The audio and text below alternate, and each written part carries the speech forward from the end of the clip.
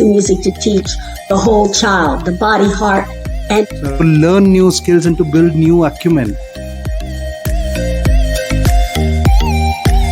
As the year goes on, I get closer and closer. We can always touch.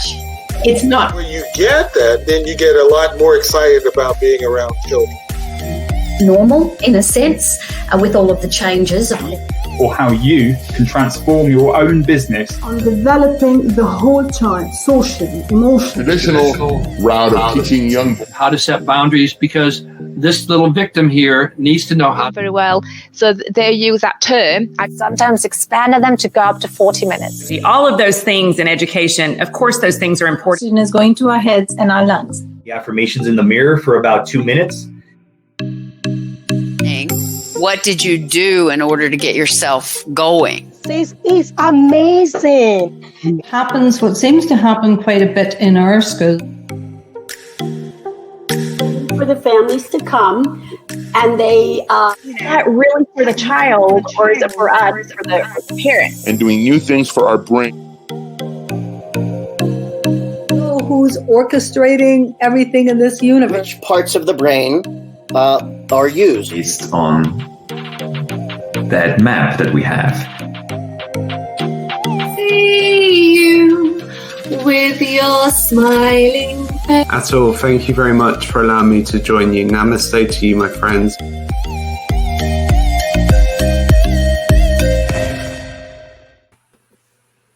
Well, there's the end of our wonderful video that shows all the many talented people that have come and shared their knowledge. And I'm so happy to add you to that, Dedre. It is Dedre. Is it Dedre? It's Deirdre, but I think it's difficult with that. Yeah, Deirdre. Deirdre. Okay, sorry about that. I like to get names correct because I like when people call me Mayor and not what they sometimes say instead.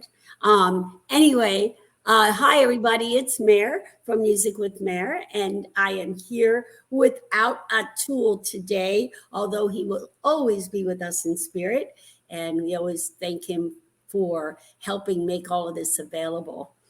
Today we have Deirdre with us, and she is from Cape Town, South Africa area, and she is a wonderful occupational therapist that has a company called Writability. And I asked her to come on because I love her posts. As a music person, I always think it's so wonderful when we get that movement involved in something that other people sometimes think of. What does movement have to do with writing? And if you're one of those people, you're not going to think that way after hearing Dedre today. So she's the founder of Writability, has been an OT for more than 22 years in early childhood development. She works in private practice and special education as well as public school settings, and has been an educational consultant and part-time lecturer at Stellenbosch University. She's involved in the professional development of teachers and occupational therapists worldwide. So she knows a little bit about what she's talking about.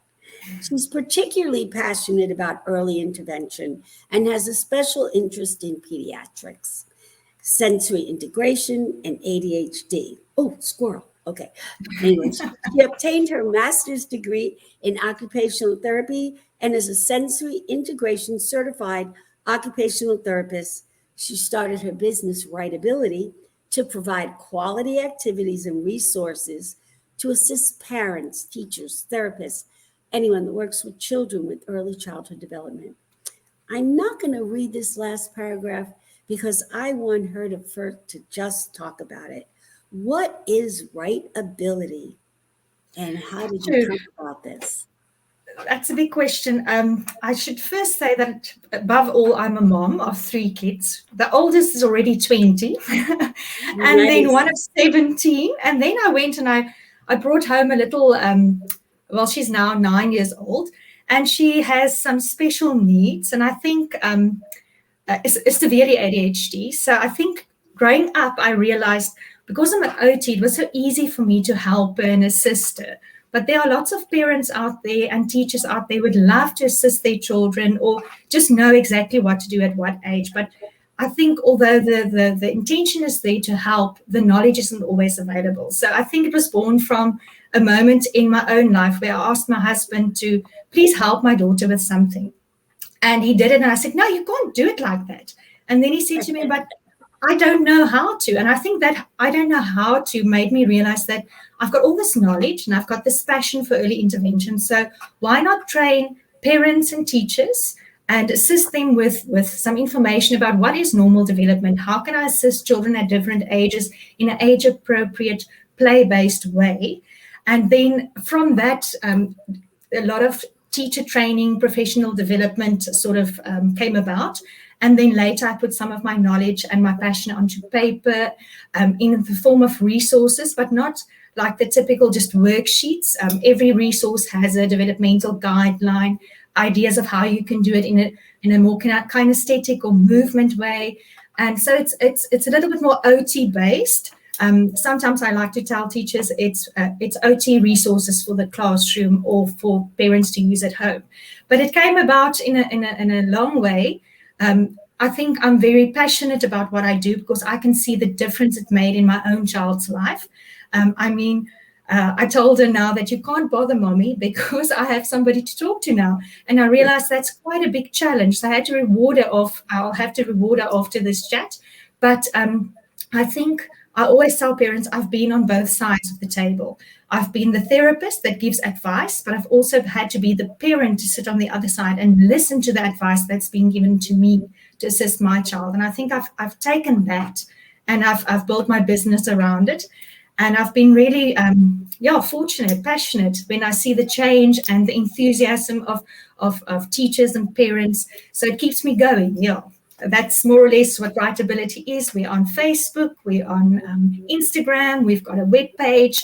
I do loads of teacher training. And although COVID has been a big, I think, upheaval in everybody's life, it sort of opened up my world in the sense that I'm now able to also reach out beyond the borders of Cape Town and South Africa and reach out to people on the other side of the world because everybody is now online. So in that sense, I think it has opened some new doors for me.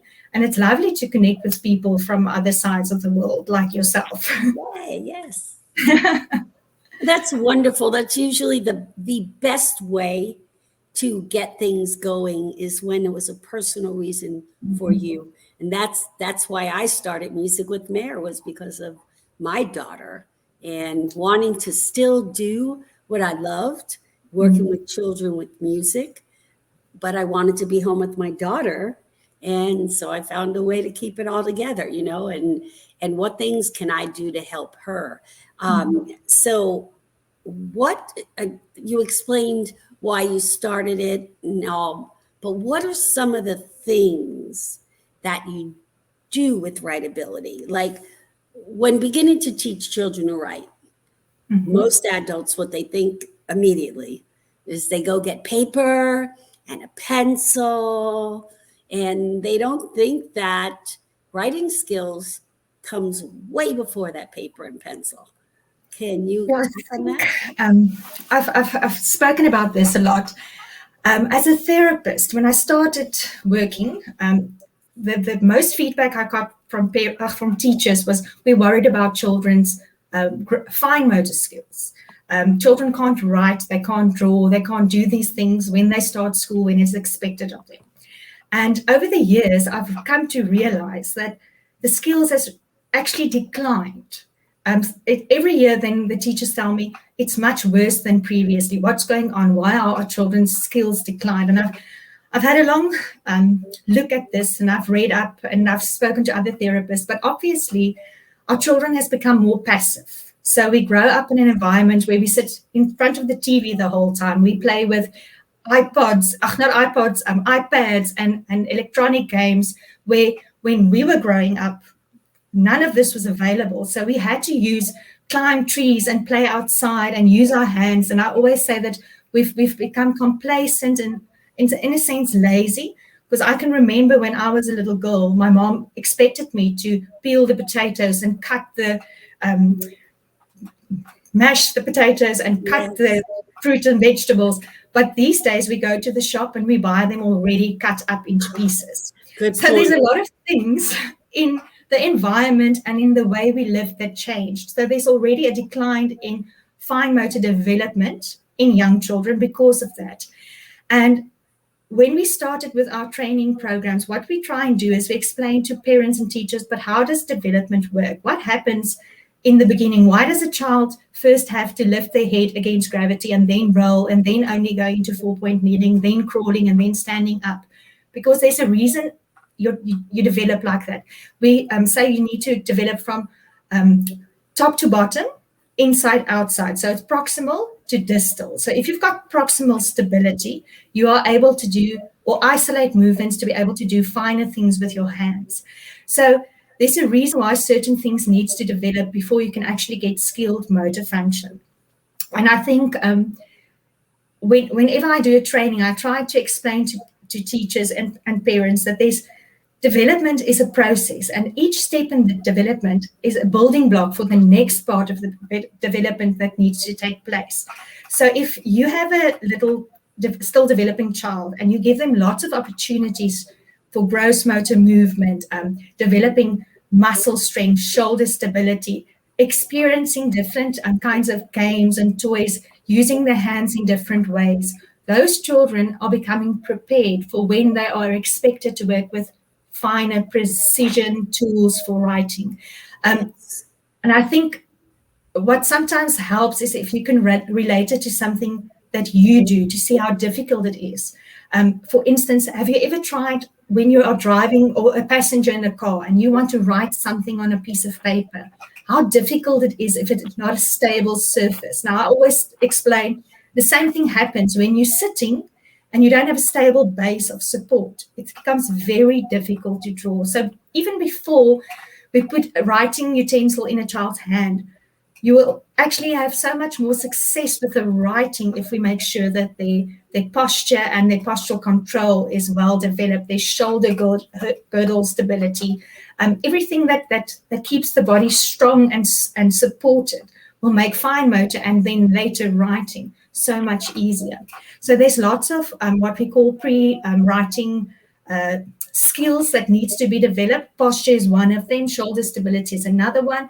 But even things like strengthening your arms, strengthening your wrists, strengthening the intrinsic hand muscles. Those are all things you need for a proper grip. And if you develop those things when they are young, they'll learn to write so much easier when they're supposed to. So instead of just swiping your finger on a tablet, use those hands for different things in everyday life, and you will do so much more for your child. I don't know if that makes sense to you. It's a very difficult thing to explain in a short time. No, you please take the time, because these are things people need to hear.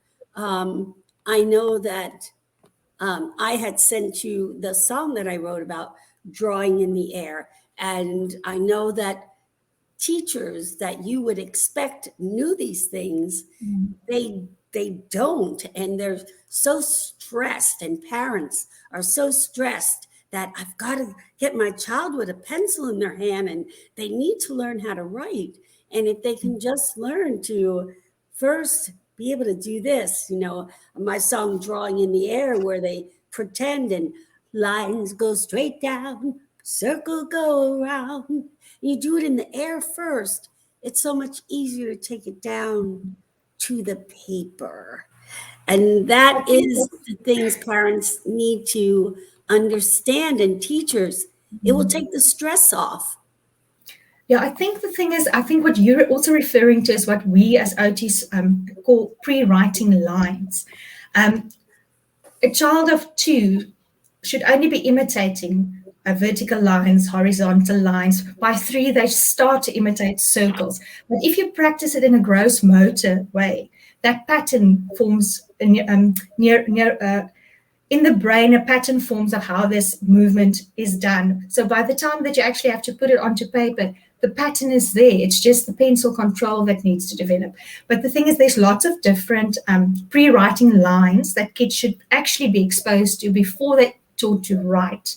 Because if you think about the letters of the alphabet, it's a combination of different lines, vertical, horizontal, diagonal lines, then only do the and circles, the crossing over, connecting shapes like squares and rectangles. But if you think about letters, it's actually just a combination of those lines. So if, for instance, if you've got a D, it has a circle and a vertical line. So if you can draw a circle and you can draw a vertical line, then combining the two together in the writing is so much easier than having this picture that you need to copy, but it doesn't make sense to you. And I always find that children who can't necessarily write the letters of the alphabet and the numbers, but they can do all these pre-writing lines, and they understand phonetically what it sounds like, and they can link it with an image of what it looks like. They learn to write just like that, and they're much better readers, and they're much better spellers because they can connect the letter, the phonic, they can all connect it together. The writing is so much easier if you understand what you are talking about. Because a child of 3, they don't understand that. So you're going to spend all your time trying to teach them to write. And what's going to happen is they're going to become despondent. They're not going to enjoy it. They're not going to want to do it. So it becomes an emotional thing because they don't experience any success. You see, and that's the problem. Right. So I often get, especially on Facebook, I get asked the question, how can I help my 3-year-old to write? And I would say, okay, let's put that to the side. Rather help your child with strengthening hand muscles. Build the letters with Play-Doh if you want to. Talk to them. Identify sounds with them. Look for things that starts with the R. You can even trace it if you want to, but don't try and teach your child to write. Your teacher will be able to do it just like that. You can rather spend your time on stimulating age appropriately. The child will love to learn because they're having fun. If you work multi-sensory, you do it in shaving foam or whatever. Those children love to learn because they're experiencing success and it's fun. But as soon as you try and force them into writing when they're not ready, it becomes a whole different emotional thing. And even if you look at it at the anatomy of the hand, when they're 3 or 4, there's still so much development and anatomically in the hand that still needs to take place. That hand is not made for holding a pencil. Even something like, sorry, I'm talking a lot. No, I love it. I love it. Enthusiastic about that. I am so excited to have you here saying these things. Yeah. This is like so much you can do. Can you repeat? Because I think people need to hear in case they missed it. Mm-hmm. You said about 2-year-olds only drawing lines when you start circles, because they try too often to get them doing things they're just not ready for yet. So the thing please. Is, I do understand that parents want to, because I always hear, but children have to do all of these things when they get to grade 1. So we want to try and prepare them from 2 years old to be able to write because of all the stuff they need to be able to do later. But I always believe focus on what we have to do when they're 2, because then by the time they're 3, they'll be able to do what's expected of them. And so you progress until you get to school. But things like language and gross motor and fine motor development at the age of 2 is so much more important than trying to teach them to write. But I do understand parents do feel the need. So typically, if we evaluate them at the age of 2, there's certain things that we expect a child to be able to do. Writing is definitely not one of them. But if, as a parent, you want to start sort of stimulating that part of the brain and area of development, even drawing just vertical and horizontal lines in shaving foam, or packing things in lines, or finding sticks and put them in different directions, that already enforces the thing of, you've got a vertical line. And even things like directionality, working from the top to the bottom, from the left to the right, that's much more valuable. But I don't know if I would even do that at age 2. At age 2, you should encourage them to climb, support them while they're trying just to hold onto a monkey bar, because that sort of develops your shoulder muscles and your postural, the muscles that's important for being able to sit up straight at a desk and maintain your posture. Those things are more important. And the thing is, you'll have so much fun with your child doing that, still knowing that you are actually preparing them for writing. than trying to make them write when they are 2 years old. If you do an age-appropriate evaluation, we will never, ever look at something like, is the child able to write? Because it's not age-appropriate at all. Yes. There are some exceptions to the rule, though. I sometimes look at videos and I think, wow, if I was a parent and I didn't know, I would think I need to do something. My child needs to write as well. So that's the exception to the rule. Average, typically developing child, don't even think about it twice.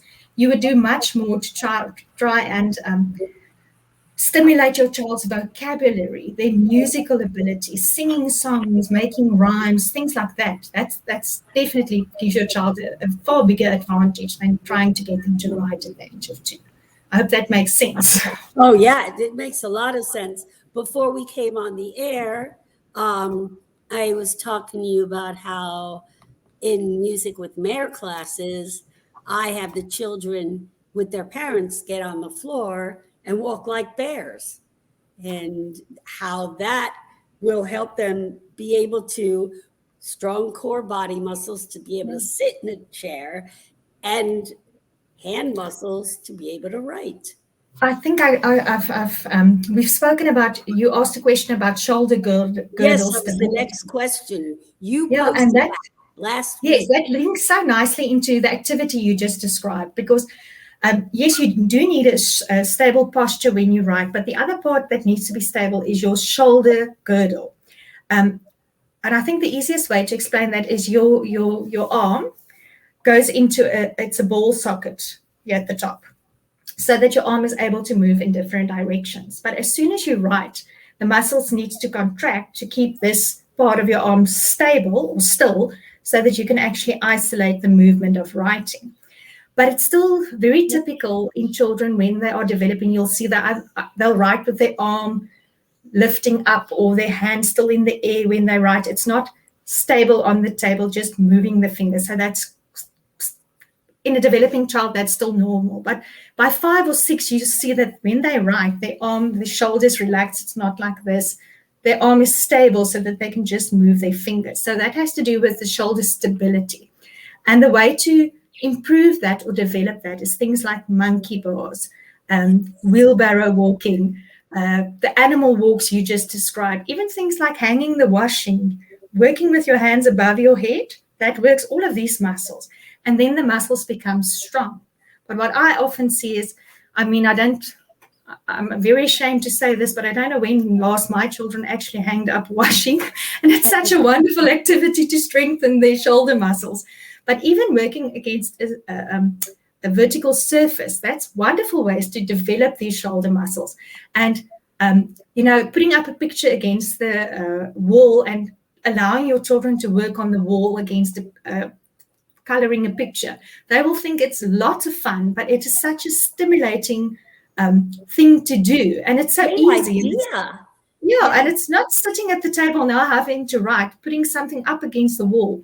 And another trick that really works well for children with ADHD or even those who don't want to do homework is something like a dry wipe or a dry marker that you use on a whiteboard. Write against the window, write against the fridge, draw on the fridge shapes, numbers, whatever. And because of the fact that it's a novel thing, they're much more enthusiastic to do it. And my mom actually said, I'm allowed to write against the window because you can just wipe it off.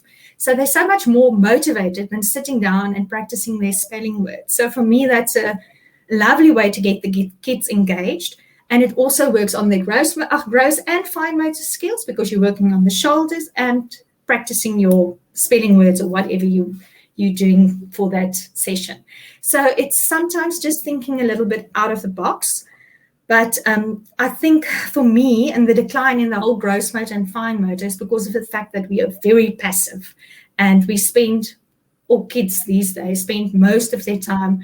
I've read a study where even babies as young as 9 months are seen in shopping trolleys with their mom's phone, swiping away. So that's what we're sitting on. So, and even, the vision thing apart from that, and also the fact that I often tell teachers you have to be very entertaining because children are used to being entertained by all these images and fast moving, and now they have to sit in the classroom and concentrate to somebody just talking. So there's lots of other implications as well, just not only the fine motor, but so we've got a bit of I think we've got a challenge because we need to educate our parents. Yes, it's important. You also need to be exposed to technological advancements, and children need to know how to use cell phones and computers, but that should not only be the only thing they do. We do need to get them moving, using their hands for everyday activities, doing things for themselves.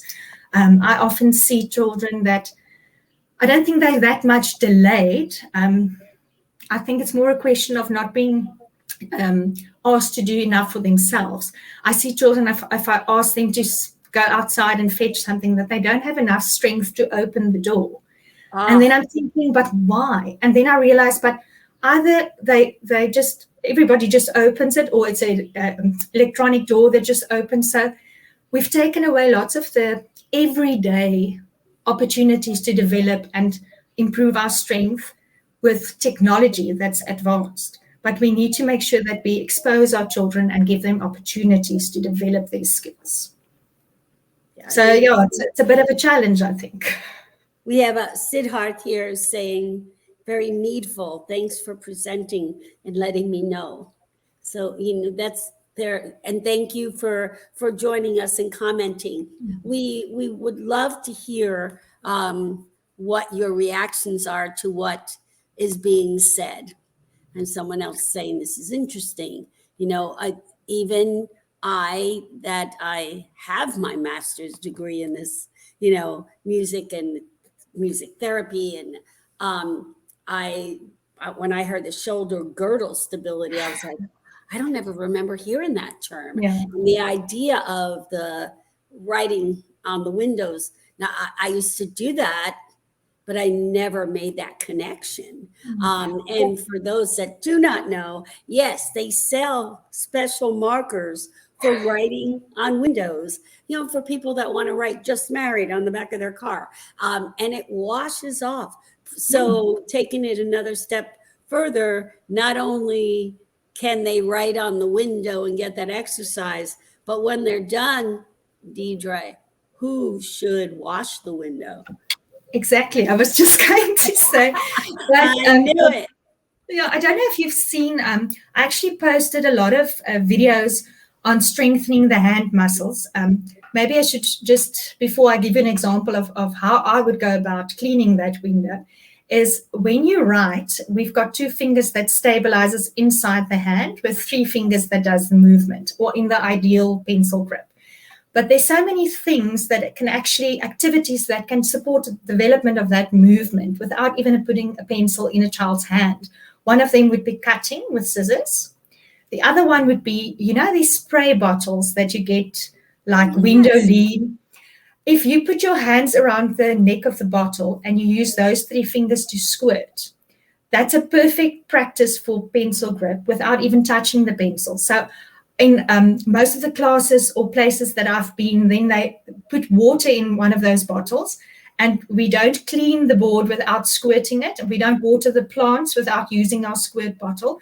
So we try, because it's such fun to do it.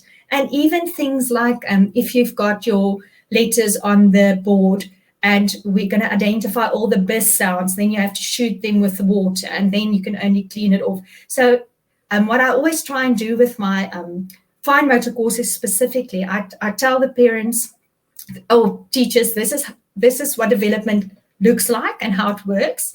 Then why is it important to make sure that each step of development takes place? And then activities to support each element of fine motor or the pre-writing skills that the child needs to develop. And then I give them activities for each of those areas. And there's quite a few. And what I love to get back is then the teachers send me photographs of what they're doing in their classroom.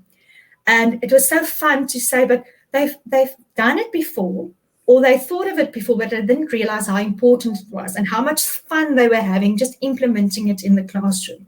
But then sometimes I also get questioned about how effective is it? And I always say that if we make small changes today, we don't know where the child will end up, because it can have such a huge impact. You might not see it today, but you'll definitely put them in a different path.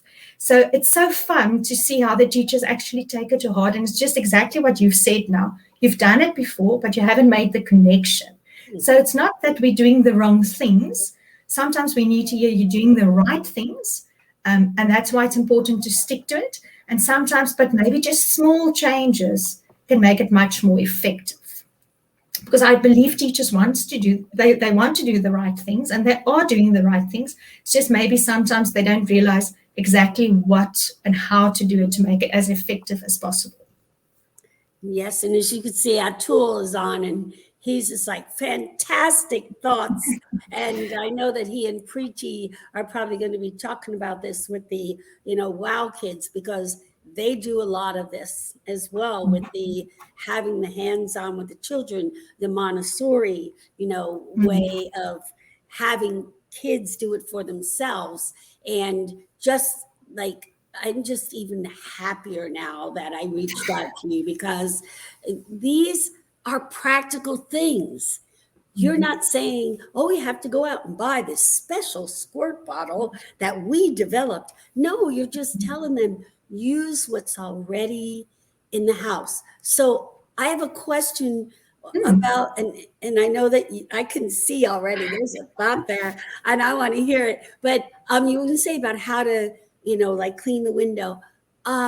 Is there something too, when they're cleaning the window, like wiping clockwise, wiping counterclockwise? Because I know that we do a lot of clockwise to get ready for reading and writing, because that's how we read and write. But the benefits to switching hands, so you're not always using your dominant hand, and changing direction. Okay, ready? Go. Sure. I think you are also thinking about what we call bilateral integration, where you have to use both sides of your body in a coordinated way. So I hope I'm going to explain it in a way that it makes sense. But whenever we do something, let's think about school-related things. We use two sides of the body. When we write, we need to put one hand on the page to stabilize while the other hand draws. We need to hold the piece of paper when the other hand cuts.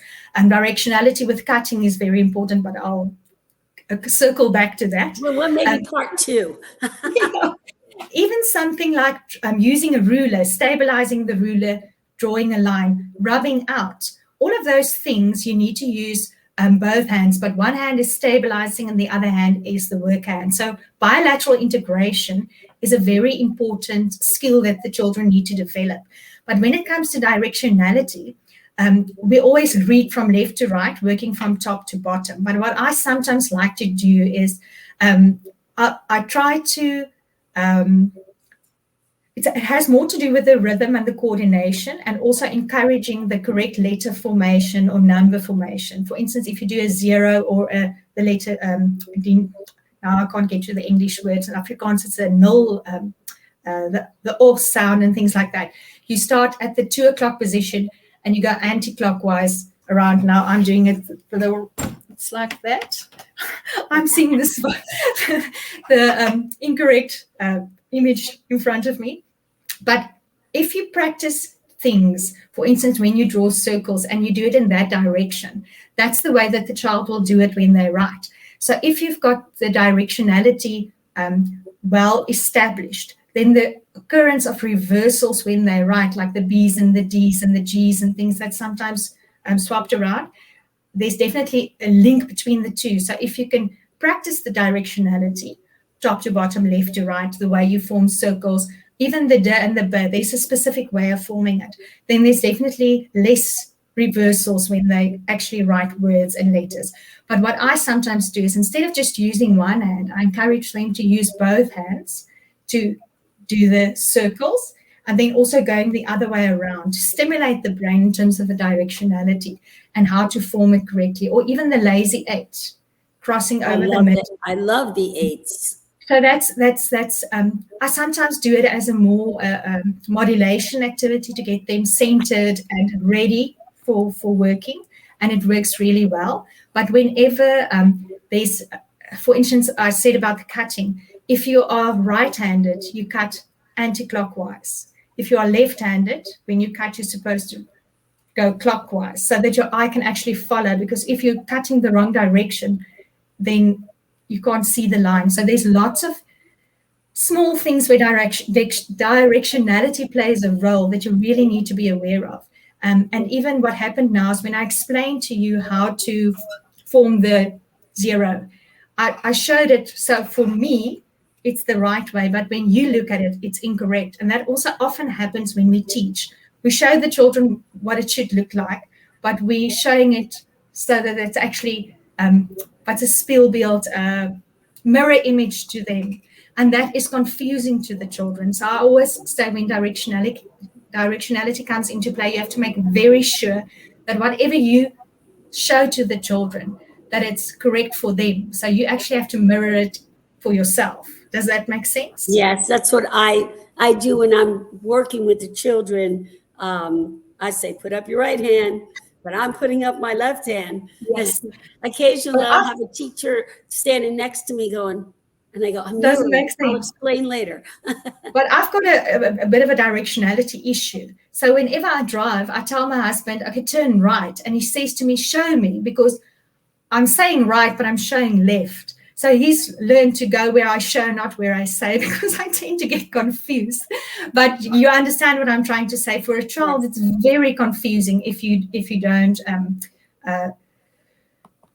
show it to them in the correct way. But whenever you do patterns or you do lines, drawing lines, always try and encourage them to work from top to bottom, left to right. If you're drawing a line or you're making numbers, make sure that you form it correctly. Because what often happens is even something like a 5, I'm going to try and mirror image it now.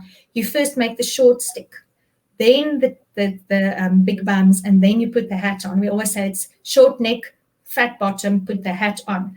Because if you do it in that way, the child's less likely to reverse it than just starting at the top and then working in the wrong direction.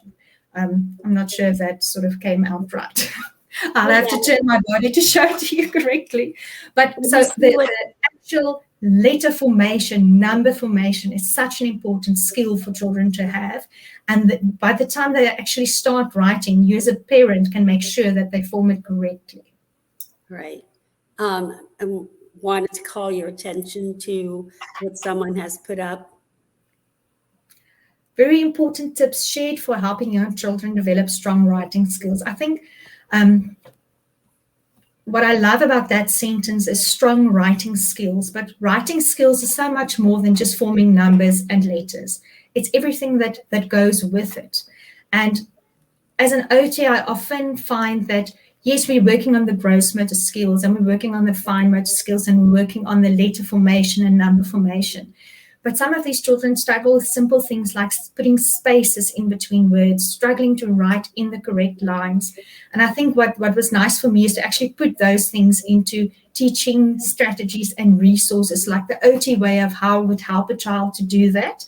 And teachers actually starting to use it in their classrooms and seeing some differences, not only for the children who struggle, but even children who don't necessarily struggle academically because they've got something concrete to go back to. But some of these things are quite abstract for children.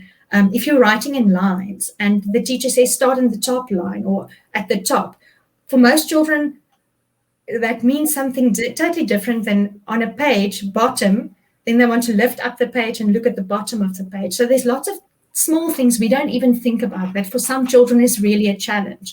But if they can do it on a gross motor level and understand what does it mean to go underneath something, over something, connect it with music or language, by the time they need to put it onto paper, it makes so much more sense to them than just, if you're 3 years old and now you're expected to do these things, cognitively, physically, you're not ready to really do that. And it makes it so much more difficult for them to cope with those challenges. We have another comment that just came up as well. I'm trying to see who posted that comment. I'm not sure. I'm thinking it's probably Risa. It sounds like something Risa would say. But it's great because as you could see, this teacher's saying you're reaffirming and echoing what I'm doing. So it's making me know that, yes, this is important stuff. And sometimes it's good, even as a teacher and an educator, to hear someone like yourself that is an expert in the field saying, yes, what you're doing is right. No, you don't need to be doing anything more complicated. That just these fun music activities, PE activities, the ability to cross, the midsection and getting those skills in place is important. We always talk about it, why it's important for reading, but it's important for writing as well, that crossing of the midsection. So let's touch on that for a moment. I know it wasn't one of the questions, but your wonderful talk brought me there.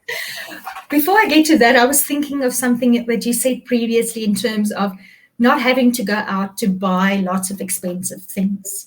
And I think in our country, that's very relevant. So whenever I try and give ideas, I always say, go back to what you have and build on that.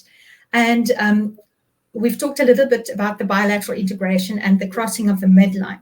But what we usually see is children that struggle to cross their midline effectively.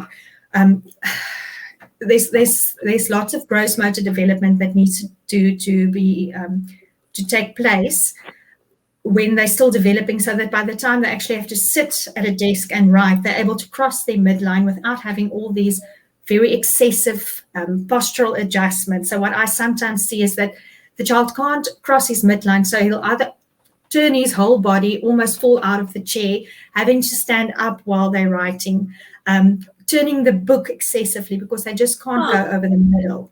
So there's lots of, and then people also ask me, but why is it important? And I always say that when you write, it's such a complex skill for a child that's still learning spelling and reading and writing and knowing how to write your words, that a child that needs to worry about their body or the way that they hold a pencil, a lot of the energy that should actually go into the learning activity goes to waste because you're so focused on just keeping your place on your chair or holding your pencil correctly, that the energy that should go into the math sum, the mathematics or the problem you're doing, it sort of gets stolen. So for me, it needs to be, I always say, I want to make sure that by the time a child has to sit and do some work, everything needs to be automatic and be easier so that they can just focus on the writing. And the best way to do this is to start when they're young with the right type of stimulation and development, or when they're in school and that you can see that the child really struggles, is to refer them when it's necessary to make it as easy as possible for them. And I always think about it in the way that if it is so difficult for you, so there's a reason why you're not crossing the midline, might be bilateral, postural stability, whatever. But now you're in the class and it's expected of you in the sense that for everybody else it's easy, but for you it's difficult. And it's not something that we think about, but we can see it. And then I always say, if everything for you in the classroom is difficult, how long are you going to be motivated to try your best and do it? If it was an adult, I would have tried 2 or 3 times and then say, I'm not doing this anymore. But a child actually has no choice. They have to struggle through that. So for me, as an adult, I always look at the way that the children do it. And when they struggle, it gets to me. So I want to make it as easy as possible for them. So there's lots of things that I try and incorporate or do. I do a lot of teacher support at one of the schools I'm at. I'll actually go into the classroom and help the teacher. Let's see, does the child need to sit the whole time? Can we do alternative seating? When they have to sit, can we adjust ergonomically? See that the feet are flat. Do they sit comfortably? Do they need a slanted surface to make it easier for them to go over the midline? So there's lots of little changes one can make to make it a little bit easier for them. Some of them do really need therapy or already in therapy, but they're still struggling in the classroom. So as an OT, we always try and see how can we adapt the situation. Sometimes I feel that the challenge of the writing is so much for the child. If it's really, I don't want to say disability, but if the challenge is so big, I look at the task and say, okay, so what can we do to make this task easier? Does he really need to write 7 sentences? Can he say 3 of the 7 to you, and then just write 4? So there's lots of, as an OT, things that one can do. Obviously, my context in South Africa differs a little bit. In every country, there's going to be differences. But for me, and we always talk about occupational performance. In other words, the work that we do for a child, their work is play and school work. Let's look at the situation. Let's take the challenge. We're not going to make it just very easy. They do need a little bit of a challenge. Every child needs to be challenged just right. Where is that just right challenge? And try and adapt. So there's so much that can go into this writing, because writing isn't easy for every child, but effective writing is supported by adequately developed gross and fine motor skills. So if you have that, then it's much easier to learn to read and to write and to do all of those things. What was your question again? I don't know. I'm just like basically answered it in what you're saying, but we're running out of time here, and I'm just like already thinking she needs to come back on and do part 2. So before we go, there's one thing I think that needs to be clarified, and that is the ages. Now, you did say, like, it's not important for 2-year-olds to be doing. So keeping in mind that this group is 0 to 8. I would be sad if the people working with the 1 and 2-year-olds left this conversation and started trying to get them to move to start doing lines. So can you give a timeline on writing? It's a very difficult thing, because we need to remember that children differ, but a child who's ready to write will do it spontaneously.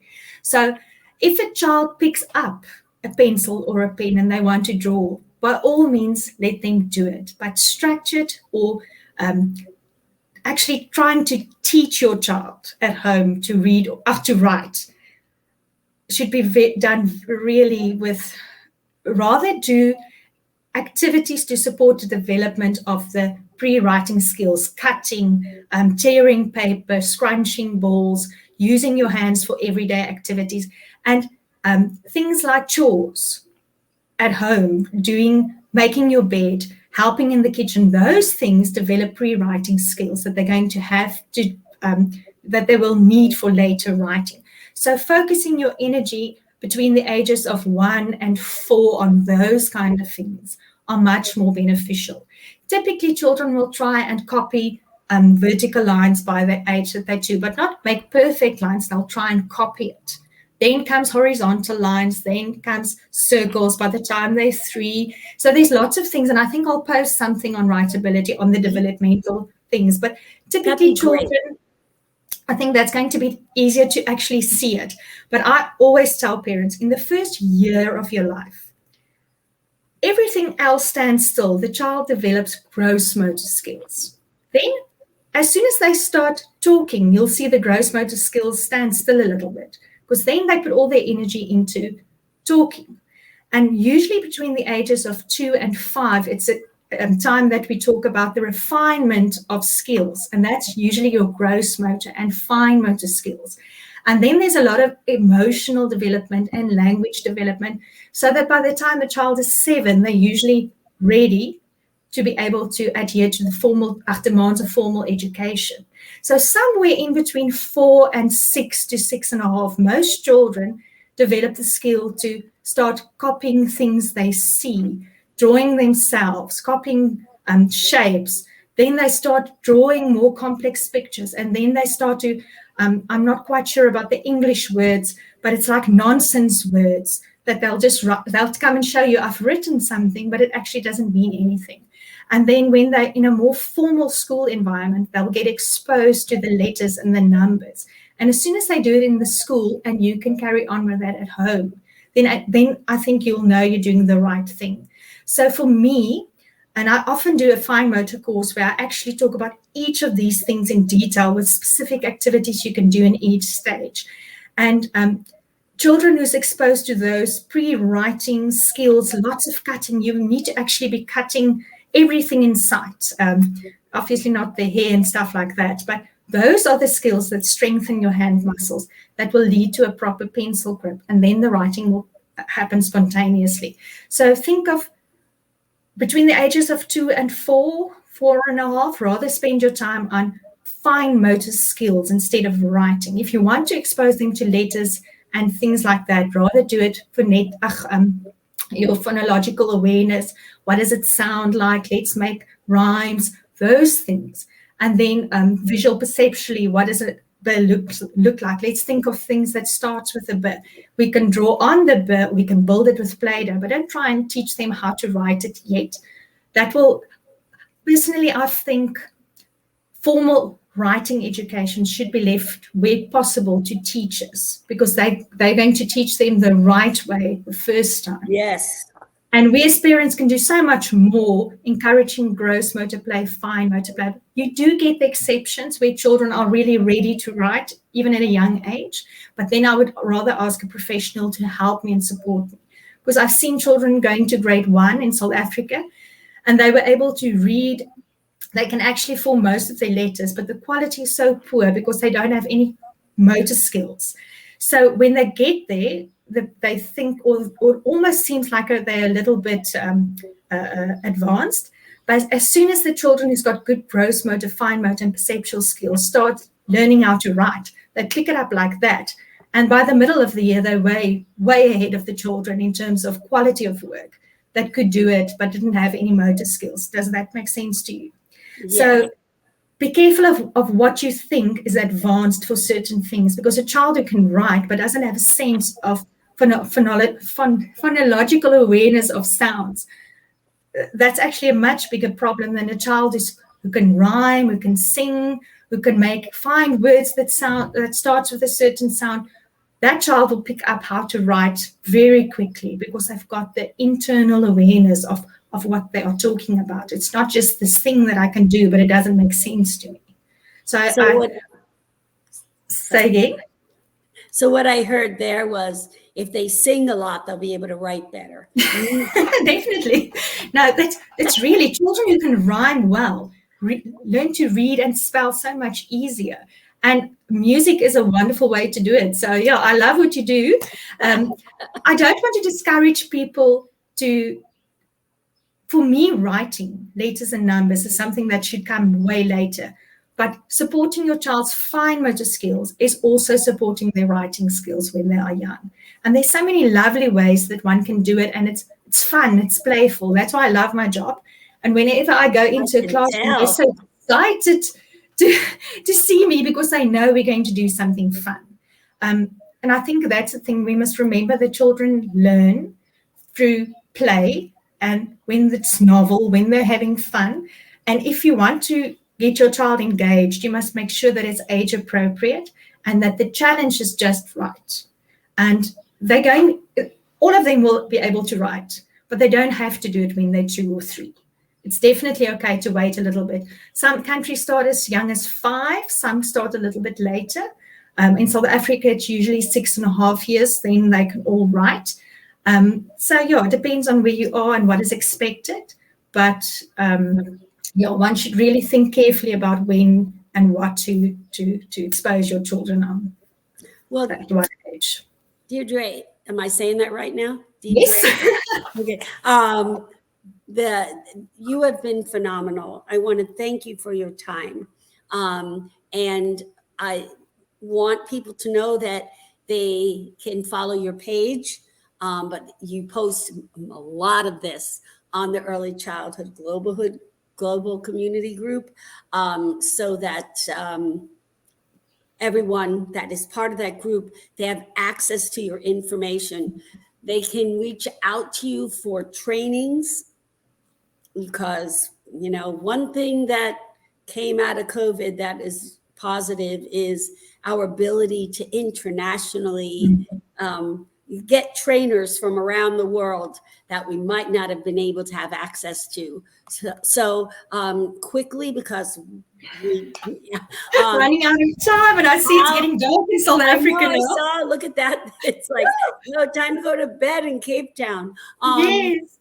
if you can tell them how to get in touch with you, or, when we're done, if you can go into the chat feed and put the information, that would be helpful.